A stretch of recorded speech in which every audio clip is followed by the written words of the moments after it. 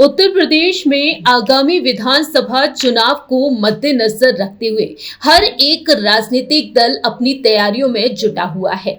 लेकिन इस दौरान देखा जा रहा है कि राजनीतिक दलों के नेता एक दूसरे पर आरोप प्रत्यारोप भी लगा रहे हैं। जी हां, आरोप प्रत्यारोप का सिलसिला राज्य में जारी है और इसी कड़ी में एआईएमआईएम के प्रवक्ता शादाब चौहान ने समाजवादी पार्टी के मुखिया अखिलेश यादव पर निशाना साध दिया है। अखिलेश यादव को उन्होंने अहंकारी बता दिया है और उनकी तुलना महाभारत के कौरवों से कर दी है। एआईएमआईएम के नेता शादाब चौहान ने हाल ही में प्रदेश में गठबंधन के लिए एआईएमआईएम के प्रमुख असदुद्दीन ओवैसी की तरफ से अपनी पेशकश के बाद गंभीरता दिखाने पर नाराजगी जाहिर की है। उन्होंने सोशल मीडिया एक्स पर एक पोस्ट लिखा है। वह लिखते हैं कि महाभारत में पांडवों ने कौरवों से 5 गांव मांगा था, लेकिन दुर्योधन ने अंधी महत्वाकांक्षा और अहंकार के कारण मना कर दिया।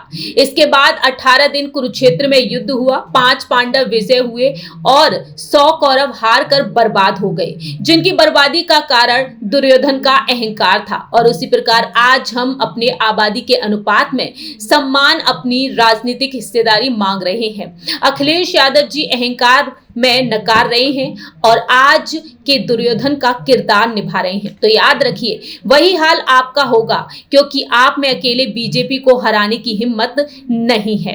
शादाब चौहान कहते हैं कि हमारे नेता संविधान रक्षक ओवैसी साहब ने इसलिए बड़ा दिल दिखाते हुए कहा कि सेकुलर वोटों का बंटवारा रोकते हुए बीजेपी को हराने के लिए हमारे दरवाजे खुले हैं। लेकिन अब बराबरी की बात होगी, हिस्सेदारी की बात होगी। 34 साल आप पर विश्वास किया, लेकिन ना हमारे क्षेत्र में विकास हुआ, ना शैक्षिक संस्थान खुले, ना सम्मान मिला, ना सुरक्षा मिली, ना स्वास्थ्य सेवाओं में सुधार हुआ, ना आरक्षण मिला और ना ही 20% आबादी के साथ न्याय हुआ।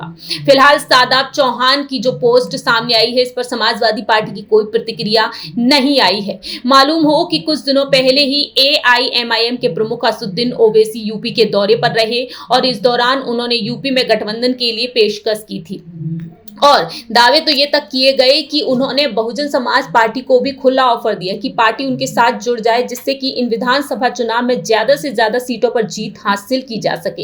लेकिन ऐसे में देखा जा रहा है कि एआईएमआईएम लगातार नरम नजर आ रही है बहुजन समाज पार्टी के लिए। वहीं संकेत तो स्वामी प्रसाद मौर्य की ओर से भी मिले हैं कि वह भी कहीं ना कहीं चंद्रशेखर आजाद के साथ मिलकर और असदुद्दीन ओवैसी के साथ मिलकर एक बार फिर से वही तिकड़ी बनाना चाहते हैं जो बीते पिछले चुनाव में देखने को मिली।